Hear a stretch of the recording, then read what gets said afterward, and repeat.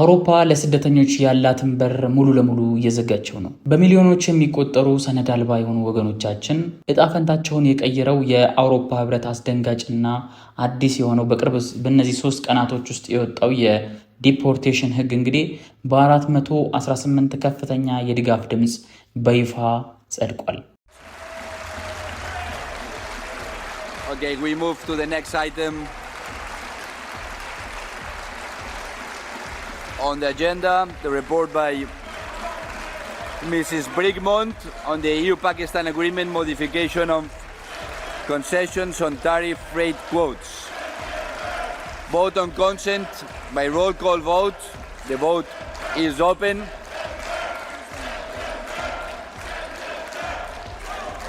ይህ ህግ በጣም እየጠነከረ ያለው እንግዲህ በጥገኝነት የተከለሉ ሰዎች ስልክና የኤሌክትሮኒክስ ፈትሸው በመውሰድ እንግዲህ እስከ 2 ዓመት ድረስ የማሰር እንደገና ደግሞ ለሶስተኛ ሀገር አሳልፎ የመስጠት የማባረር ስልጣንን እንግዲህ ለፖሊስ አሳልፈው ሰጥተዋል ማለት ነው። ይባስ ብሎ እንግዲህ ኢትዮጵያን መንግስት ዜጎችን መልሶ ለመረከብ እንግዲህ ከአውሮፓ ህብረት ጋር ጀርባ ስምምነት ማድረጉ ሂደቱን እንግዲህ እጅግ ፈጣን እያደረገው ይገኛል ማለት ነው። በስዊድን ለ15 ዓመታት የኖሩ ታክስ የከፈሉ ኢትዮጵያውያንና ትውልደ ኤርትራውያን እንግዲህ ሳያውቁ ከቦታቸው ከስራ ቦታቸው ከቤታቸው እየታደኑ እንግዲህ ዲፖርት እየተደረጉ ይገኛሉ ማለት ነው። ይህ ጨካኝ ህግ እንግዲህ ማንን ያካትታል? ይሄ ዝርዝርስ ከነማን ጋር ጆይን ያደርጋል የሚለውን ነገር አንድ ላይ እናያለን። ለዚህ ቻናል አዲስ ሆናችሁ ካላችሁ ሰብስክራይብ በማድረግ ቤተሰብ መሆን ትችላላችሁ።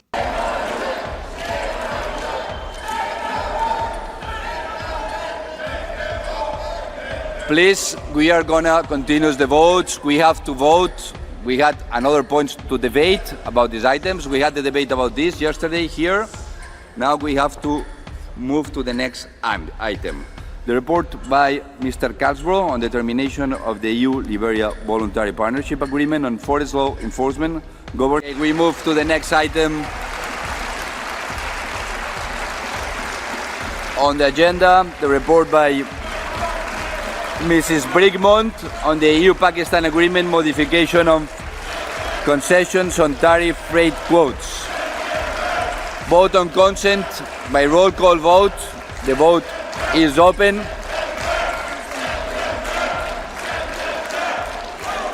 ወደ መጡበት መልሷቸው እያሉ ነው እንግዲህ ፓርላማ ውስጥ ሲጮሁ የነበረው እንግዲህ አውሮፓ ፓርላማ እንግዲህ ሰሞኑን ይህን በሰኔ አጋማሽ ማለትም 2026 አካባቢ ላይ እንግዲህ በጣም ብዙ የተለያዩ ህጎችን በጣም እያረቀቁ ይገኛሉ። እኛም ለእናንተ የተለያዩ ህጎች በየጊዜው እየወጡ ነው ብለን ስንፖስትላችሁ እንግዲህ ይህንን ነገር በማድረግ በማሰብ አስዩም በማድረግ ነው ይህንን ነገር ስንለቅላችሁ የነበረው። ስደተኞች እንግዲህ የማስወገጃ ህግ እነሱን እንዴት አድርገን ከዚች ሀገር ማለትም ከዩኬ ብቻ ላይሆን ይችላል ሙሉ ለሙሉ ከአውሮፓ እንዴት አድርገን ሪሙቭ ማድረግ እንችላለን የሚለው እንግዲህ እነዚህ የአውሮፓ ሀገራቶች እንግዲህ ተሰብስበው ይህንን ነገር ለመወሰን ችለዋል ማለት ነው። ይህ ህግ እንግዲህ በኢሮፒያን ዩኒየን ሪተርን ሬጉሌሽን ወይም ደግሞ የአውሮፓ ህብረት መልሶ ማቋቋም መምሪያ በመባል ይታወቃል። ህጉ በፓርላማ ውስጥ እጅግ አነጋጋሪ ክርክር የተደረገበት በኋላ እንደገና ደግሞ የተለያዩ አወዛጋቢ ንግግሮች ምናምን ነገር ከተካሄዱበት በኋላ በ418 ድጋፍ በ218 የተቃውሞና በ30 ድምፅ ታቅቦ ድምፅ በይፋ ጸድቆ የወጣ ከባድ ውሳኔ ነው። እንግዲህ እንደምታዩት እንግዲህ ከግማሽ በላይ ማለትም ከ50% በላይ እየመሩ ይገኛሉ ማለት ነው። በጣም ብዙ የአውሮፓን ሀገራት እንግዲህ ሰልችተውናል ወይም ደግሞ በጣም አስጠልተናቸዋል ማለት ነው። ይህ ህግ ግን ማንን ይመለከታል? ማንን ያካትታል? አንዳንድ ጊዜ የተለያዩ መረጃዎች ሲወጡ ይሄ ለገሌ ነው የሚለው ነገር በጣም ትንሽ እንደ ሙሉ አውሮፓ ሀገርነታቸው ደግሞ በጣም የሚያለያያቸው ጀርመን ያለው ህግ ይለያል፣ ጣሊያን ያለው ህግ ይለያል እና እነዛን ደግሞ አንድ ላይ እንመልከት። በመጀመሪያ ደረጃ ይህ ህግ ማን ነው የሚመለከተው የሚለውን በግልጽ ስንመለከት እንግዲህ በኮሜንት ላይም ይሄንን ስለዚህ ኢሹ ቀድሞ ያወቀ ሰው ነበረ መሰለኝ ከዚህ በፊት እየጠየቀኝ ነበር ኮሜንት ላይ እና ለሱም መልስ ይሆናል ማለት ነው። በአውሮፓ ህብረት ውስጥ እንግዲህ በትዳር በትምህርት ወይም ደግሞ በስራ በተለያየ ህጋዊ መንገድ መታችሁ ቋሚ ሆነ ጊዜያዊ መኖሪያ ፍቃድ ያላችሁ እንዲሁም ዜግነት ያላችሁ ወገኖች ይህ ፈጽሞ አይመለከታችሁም። እናንተ በሰላም ስራችሁንና ህይወታችሁን መቀጠል ትችላላችሁ፣ ኖርማል ነው። ግን ምንድነው ይሄ ነገር በጣም እየከረረባቸው ወይም ደግሞ በጣም በጣም እየጠነከረባቸው የመጡት የተለያዩ ስዊድን ሀገራቶች የምትኖሩ ካላችሁ፣ እንደገና ደግሞ የተለያዩ ወረቀቶችን ያልጨረሳችሁ ካላችሁ በአሳይለም ጉዳይ ሪፊውጂ ላይ በጣም ብዙ ትልልቅ ኢሹ ያለባችሁ ሰዎች ካሁኑ ብትጠነቀቁ ይሻላል ማለት ነው። ይህ ህግ እንግዲህ በቀጥታና በጥብቅ የሚመለከተው የጥገኝነት ጥያቄ ማለትም አሳይለም ጠይቀው ምላሽ ያላገኙ ጥያቄያቸው በተደጋጋሚ ውድቅ የተደረገባቸው ነው። ምክንያቱም በአሳይለም ምክንያት በጣም ማክሲመም 100 ምናምን ሺህ ሰዎች በላይ በአሳይለም ምክንያት እንግዲህ ገብተዋል ወደ አውሮፓ፣ ዩኬም በሉት የትም በሉት ብቻ ገብተዋሉ። ታዲያ እንግዲህ እነዚህ ሰዎች ናቸው በጣም ትልቅ ኖርማል ነዋሪው ላይ ኢምፓክት እያመጡ ያሉት። አንደኛ ከሚኖሩበት ሀገር መንግስት ጋር ሳይስማሙ የሆነ ኢሹ ይፈጠራል። ወይ የነሱ አይዲዮሎጂ ሌላ ነው፣ ወይ የመንግስት አይዲዮሎጂ ሌላ ነው። በዛ ጉዳይ በጣም የተለያዩ ቅራኔ ውስጥ ይገቡና ወደዚህ አሳይለም የመጠየቅ ወደ ጀርመን፣ ወደ ዩሮፕ፣ ወደ ምናምን የመሄድ ጉዳይ በጣም ብዙ ጊዜ ይስተዋላል። እንደገና ደግሞ እነሱ እንደዚህ ያደረጉ ስለሆነ እኔም ፖለቲከኛ ነኝ ኦር ደግሞ እኔም እንደዚህ ነኝ በማለት ደግሞ የተለያዩ በጣም ብዙ በመቶ ሺህ የሚቆጠሩ ሰዎችም ወይም ደግሞ የዛ እንደዚህ አባል ነኝ በማለት ይወጣሉ ማለት ነው። ታዲያ ይሄ ምን ኢምፓክት ይዞ መጣ? እንግዲህ አሁን ምክር ቤት ውስጥ ቁጭ ባሉበት ሰዓት ላይ በዛባቸው። እንግዲህ እኛ ነን የሄድንባቸው፣ እነሱ አልመጡብንም። ስለዚህ ዲፖርትም የማድረግ በፖሊስ አንድ ባንድ እያስለቀሙ ይዞ የመሄድም መብት አላቸው። ስለዚህ ምንድነው ማድረግ ያለብን፣ ቀድመን ምንድነው መጠንቀቅ ያለብን የሚለው ነገሮች እንግዲህ በጥልቀት የምንወያይ ይሆናል ማለት ነው። እና በአሁኑ ሰዓት ያለምንም ህጋዊ መኖሪያ ሰነድ እንግዲህ በአውሮፓ ምድር ላይ የሚንቀሳቀሱ ስደተኞች ብቻ ናቸው። ስለዚህ ጉዳዩ የሚመለከተው እነዚህ ወገኖች መሆኑን እያወቅን ወደ ዋና ነጥቦቹ እናልፋለን ማለት ነው። ስለዚህ 3 ዋና ነጥቦች አሉ እዚህ ጋር የምንመለከታቸው ማለት ነው። አንደኛው እንግዲህ ለመተባበር መገደድ ማለትም ኦብሊጌሽን ቱ ኮኦፐሬት የምንለው ነው። ጥገኝነት የተከለከለ ሰው ከአንድ ነገር እንዲወጣ ሲወሰንበት እንግዲህ የራሱን ትክክለኛ መረጃ ሰጥቶ ለመውጣት የመተባበር ግዴታ ሙሉ ለሙሉ አለበት። ምንድን ነው መሰላቸው? አሁን እዛ ይሄ ስለ ኦብሊጌሽን ጉዳይ እየጠየቁ ያሉት ለምንድን ነው? አሁን ለምሳሌ አንድ ግለሰብ ከኢትዮጵያ ወይም ደግሞ ከኤርትራ መጥቶ እዚች ሀገር ላይ ለምሳሌ እንበልና ጣሊያን ውስጥ እየኖረ ቢሆን ያ ሰውዬ መጀመሪያ ከየት ነው የመጣኸው የሚለውን ነገር በመተባበር በምን ማሳየት ሙሉ ለሙሉ አለበት። ድሮ ሲሆን ኢንተርቪው ይኖራል፣ ጥያቄዎች ይኖራሉ፣ ክሮስ ቼኮች ይኖራሉ፣ የተለያዩ መረጃዎች ወደኋላ ይጣሩ ነበር። አሁን ላይ ግን የሞባይላችሁን አይፒ በመቀበል ሙሉ ለሙሉ ኮመንት ማን ላይ ታደርጋላችሁ፣ ቪዲዮ የማንን ታያላችሁ፣ ማንን ሰርች ታደርጋላችሁ የሚለውን ነገር አንደኛው የእናንተን ዜግነት የሚገልጽ ነገር ስለሆነ 5 ደቂቃ አይፈጅባቸውም። ይህን ነገር ባንዴ የማወቅ ትልቅ እንትን ውስጥ ገብተዋሉ። ስለዚህ በተጠነቀቁ ይሻላል ለማለት ነው። ይህንን ለኦብሊጌሽን ቱ ኮርፖሬት የሚለውን ነገር ይዘውላቸው የመጡት ማለት ነው።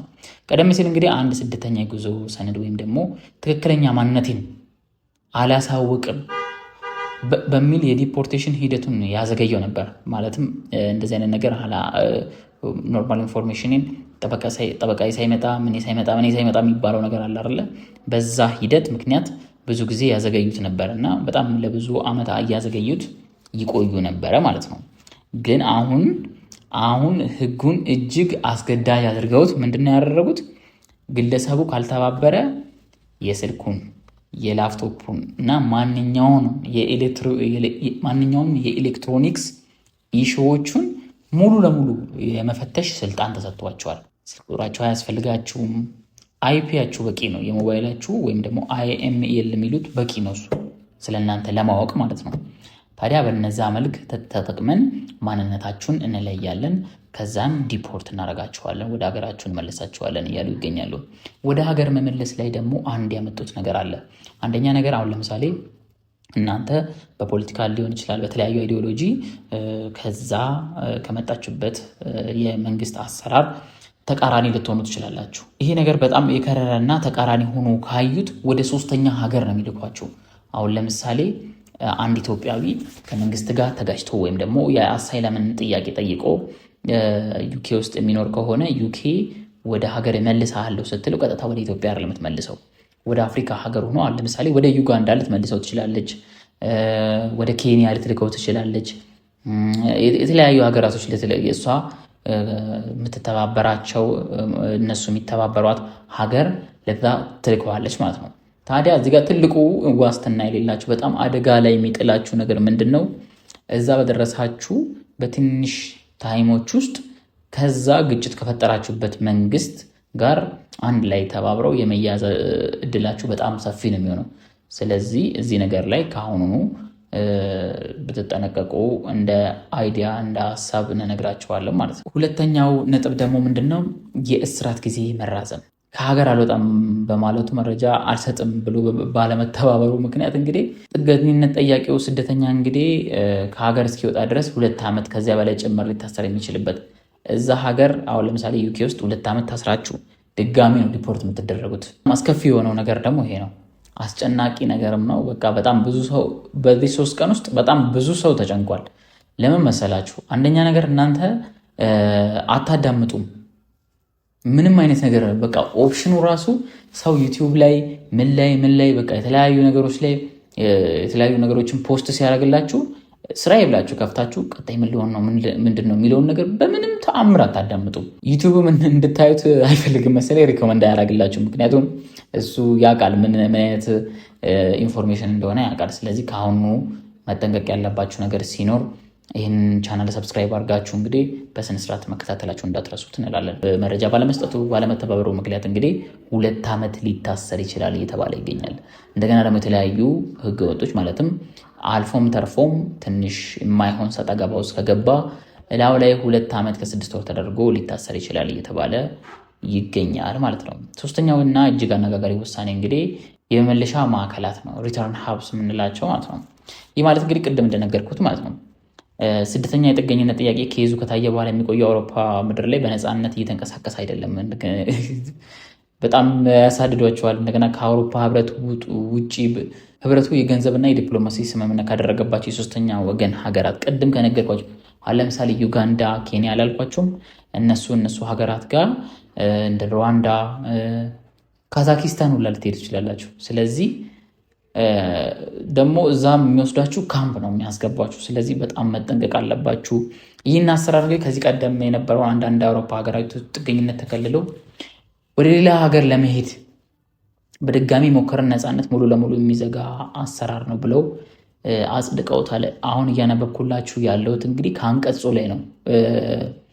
እነሱ ካወጡት ወይም ደግሞ ተሰብስበው እነዚህ 418 ሰዎች ካጸደቁት ወረቀት ላይ ነው። እሱን ወረቀት ሊንኩን ዲስክሪፕሽን ቦክስ ላይ ከቻልኩ አስቀምጥላችኋለሁ የሚፈቅድልኝ ከሆነ ዩቲዩብ። ስለዚህ በጣም መጠንቀቅ አለባችሁ እያንዳንዳችሁ። ምክንያቱም አሁን ላይ በጣም እያሰጋ ይገኛል። በጣም ሰልችተዋል። ምክንያቱም ኤርትራዊን በሉት ኢትዮጵያዊን በሉት እዛ ሂደው ምንም የሚያመጣላቸው ኢምፓክት የለም። የሚሰራውም ስራም ላይክ ይህን ያህል እንትን ያለ አይደለም። ይህንን የምናገረው ግን በጣም የሚሰሩ ሰዎች ስደተኛ ሆነው በጣም ብዙ ነገር እንትን የሚሉ ሰዎች አሉ። አሁን እየነገርኳቸው ያለሁት ስለ አሳይለም ጉዳይ ነው። አሳይለም ጠይቀው ወይ ከሆነ ነገር ጋር ተጋጅተው ምናምን ነገር በጣም ብዙ ነው ኢሹ ውስጥ የሚገቡ ሰዎች አሉና እነሱ ያመጡት ኢምፓክት ሌላ ሰው ደግሞ እንደነሱ ጠይቀን እንሄዳለን ብሎ በመጣው ኢምፓክት ነው አሁን ላይ እየታመሰ ያለው። ሙሉ እንግዲህ አሁን ዩኬ ብቻውን ራሱ እንደዚህ ብታወጣ ናይስ ነበረ፣ ግን ሙሉ አውሮፓ ነው። ከዩኬ የተባራችሁ ጀርመን ሄዳለው የለም፣ ከዩኬ የተባረረ እንትን ሄዳለው የለም። ስለዚህ ተጠንቀቁ። በጣም አዳዲስ ኢንፎርሜሽን ሲወጡ ደግሞ እዚህ ቻናል ላይ ይለቀቅላችኋል። ሰብስክራይብ አድርጋችሁ መከታተላችሁን እንዳትዘነጉ እንላለን ማለት ነው። ወደ ኤርትራውያን ደግሞ ስንመለከት አሁን ባለው ነባራዊ ሁኔታ እንግዲህ መንግስት ከአውሮፓ መንግስት ጋር ስደተኞችን በዲፖርቴሽን መልሶ ለመቀበል ስምምነት አያደርግም። ምክንያቱም የኢሳያስ መንግስት እንግዲህ በጣም ከአውሮፓዎች ጋር ያለው እንትን ሳቢ በጣም የተለያየ ነው። በጣም ትንሽ ኮኔክታቸው በጣም ያነሰ ነው። እንደገና ደግሞ ምንም አይነት ነገር አክሰፕት አያደርጋቸውም። ስለዚህ በዚህ ምክንያት አብዛኛዎቹ ኤርትራውያን ከአውሮፓ ፓርላማና በዓለም አቀፍ ሕግ መሰረት ጥበቃ ማግኘትን ጥንቃቄያቸው የነሱ ከፍ ያለ ነው። ፖዚቲቭ ነው እድላቸው የነሱ።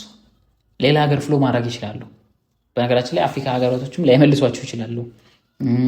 ወደ መሀል ከተማ ሊወስዷቸው ይችላሉ።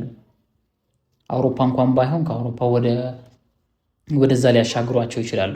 ስለዚህ እነሱ የያዙትን ይዘው ነው ወይም ደግሞ አሪፍ የሆነውን ነገር ስላሰቡት አስዩም ስላደረጉት ነው። ቢመልሷቸው ወደ ካምፓላ ነው። ካምፓላ ሙሉ ኤርትራዊ ነው ያለው። እንዳለ ኤርትራ ብቻ ናት። እንዳለ ከትግራይ የሄደ ወጣት ነው ያለው ካምፓላ። ስለዚህ እዚህ ነገር ላይ እናንተ እንደ ኢትዮጵያውያን እንግዲህ አሁን ካምፓላ ብትሄዱ የተለያዩ ሀገራቶች ብትሄዱ በጣም ያ ነው የሚያስቸግራቸው። ስለዚህ እዚህ ነገር ላይ በጣም ልትጠነቀቁ ይገባል።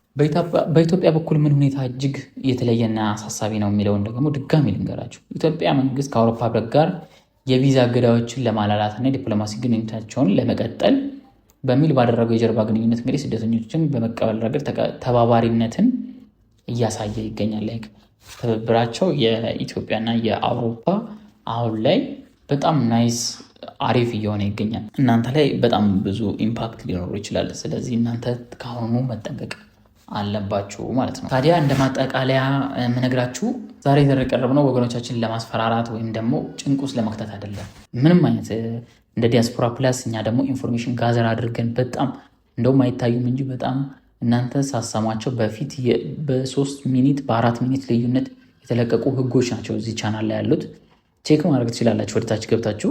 ምንም እናንተን ለማስፈራራት ወይም ደግሞ እናንተን ላይ የተለያዩ ወገኖቻችን ላይ የተለያዩ መደናቀቶችን እንዲከሰት ሳይሆን ቀድመን ምን ማድረግ አለብን፣ አሁን ቀጣይ ለእናንተ ይዤላችሁ የሚመጣው ቀድመን ምን ማድረግ አለብን የሚለውን ወይም ደግሞ አሁን ይሄ ህግ ከወጣ ከ3 ቀን በፊት ነው የወጣው። እኛ ደግሞ እንደ ዲያስፖራ ፕላስ ቀጣይ ምን ማድረግ አለባቸው፣ ምን አይነት ወይ የሚጠቀሙት፣ የት የሚሄዱ፣ ከዛ እንዴት ነው የሚለውን ነገር ሙሉ ለሙሉ ዲስከቨር አድርገን አንድ ነገር ሳይቀረን ይዘንላችሁ እንመጣለን ማለት ነው። 10 እና 15 ዓመት ሙሉ እየኖሩበትን ያለፉበትን ሀገር እንግዲህ ጥለው በድንገት እንግዲህ ውጡ ሲባል ራሱ በጣም ትንሽ የስነልቦና የኢኮኖሚ ጉዳት በጣም ኤጅም ጉዳይ ስላለ በጣም ስለሚያስፈራ ይህን ነገር አስዩ ማድረግ አለባችሁ፣ ማሰብ አለባችሁ።